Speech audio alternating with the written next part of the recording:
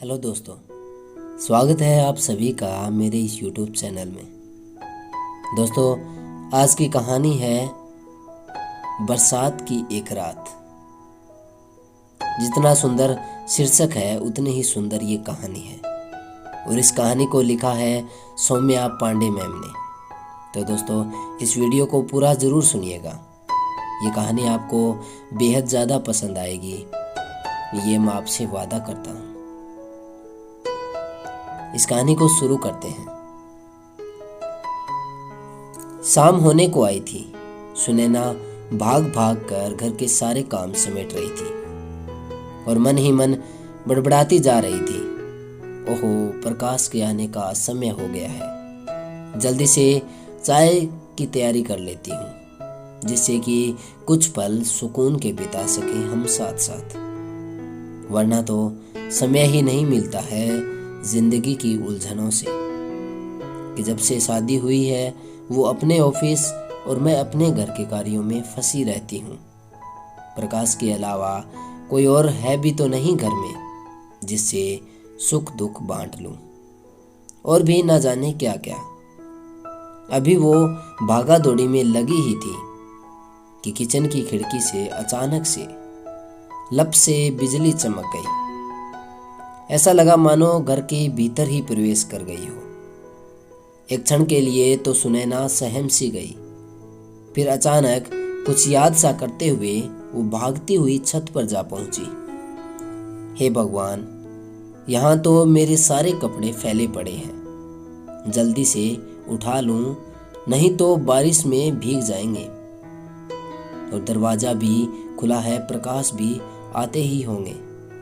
ये सोचते सोचते कपड़े उठा ही रही थी कि अचानक से उसके माथे पर एक बारिश की बूंद गिरी और गिरकर उसके गालों को चूमते हुए उसके लबों तक पहुंची।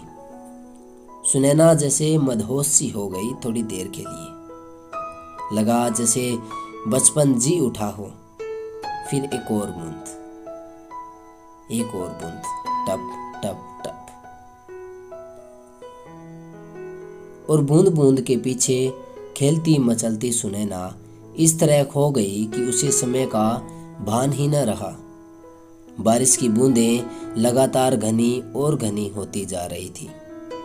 अपने मुख को आकाश की तरफ करके सुनैना बारिश की बूंदों को महसूस करने लगी। धीमे से कब उसने अपने दोनों हाथों को फैलाकर मदहोशी में नाचना शुरू कर दिया, उसे पता ही नहीं चला। तेजी से पानी उसके पैरों को भी भिगो रहा था। ऐसा लग रहा था जैसे वो छत पर नहीं, किसी समुद्र के किनारे रेत में उछलती मचलती अटखेलियां कर रही हो। बिजली की लपक उसे अब डरा नहीं रही थी, बल्कि मन में एक उन्माद जगा रही थी। अंधियारा घिर आया था। मन में उसके गाना गूंज उठा। मन में उसके एक गाना गूंज उठा, छम छम छम, छम छम छम। मैं नाचूं आज छम छम छम, छम छम छम। और वो गुनगुनाते हुए अपने में ही मग्न बारिश में यूं खो गई जैसे वह 16-17 साल की छुलबुली सी लड़की हो। अपने बचपन में तो उसे ये याद भी नहीं है कि उसने इस तरह से कब पानी में खेला था, पर आज इस मौसम की मदहोशी को वो हाथ से न जाने देना चाह रही थी। धीरे धीरे अपने पैरों की उंगलियों को पानी में डालती, उछालती, अटखेलियां करती, बस वह अपने में ही लीन नाच रही थी, गुनगुना रही थी और भीगी हुई शाम की रंगीनी में गुम थी कि तभी उसे धीरे से अपनी गर्दन पर कुछ हरकत सी महसूस हुई।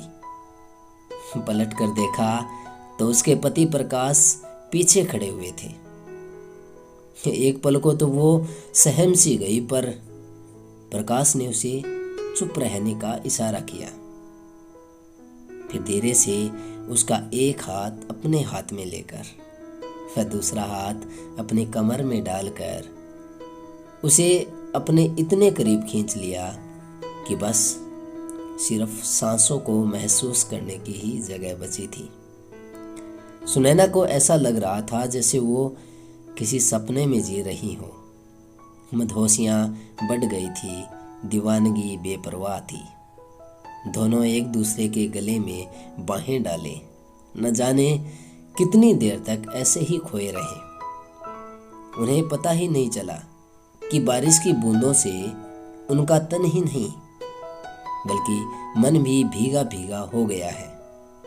सुनैना कभी हाथ छुड़ाने की कोशिश करती, कभी बारिश की बूंदें अपनी हथेलियों में भरकर प्रकाश की ओर उछाल देती। वो फिर से उसे करीब खींच लेता। सुनैना फिर मचलती, डूबती, उतराती, कभी पैरों से पानी छपछपाती तो कभी उंगलियों से बूंदें पकड़ने की कोशिश करती, कभी लड़खड़ा कर प्रकाश की बाहों में झूल जाती। वो बस इस पल को जीना चाह रही थी और प्रकाश उसे ऐसे देखकर जैसे खुद में एक नए जीवन का संचार अनुभव कर रहा था। पहली बार इतना आनंद, इतना संतोष, इतना सुकून प्राप्त हुआ था उन दोनों को, जो शायद रोजमर्रा के जीवन में कहीं खो सा गया था। आज की शाम उनके जीवन की सबसे हसीन शाम थी। झरझराती बारिश में अटखेलियां करते हुए, बारिश की बूंदों से अपने तन को नहीं बल्कि अंतर आत्मा को भिगोकर एक अलौकिक तृप्ति को प्राप्त कर हाथों में हाथ डाले, बिना किसी लाज व बिना किसी संकोच के बस एक दूसरे में समाहित सुनैना और प्रकाश मदमस्त थे।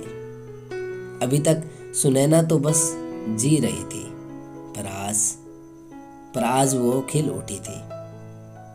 यही वह रात थी जिसकी मीठी याद सुनैना और प्रकाश के जीवन में हमेशा के लिए ऐसी घुल मिल गई, जो उन दोनों का पूरा जीवन मुस्कुराते हुए काटने के लिए पर्याप्त थी। बरसात की एक रात, भीगी भीगी सी रात। तो दोस्तों, कैसी लगी आज की ये कहानी? अगर अच्छी लगी हो तो प्लीज़ अपने दोस्तों के साथ शेयर ज़रूर कीजिएगा और हमें कमेंट कर कर बताइए कितनी अच्छी लगी। अगर हमें ऐसी और भी कहानी लानी चाहिए तो आप हमें कमेंट में लिख सकते हैं। And thank you so much ma'am, आपने कितनी सुंदर कहानी लिखी और कितना सुंदर तरीके से उसका वर्णन किया। आपकी कहानी बेहद ही खूबसूरत है।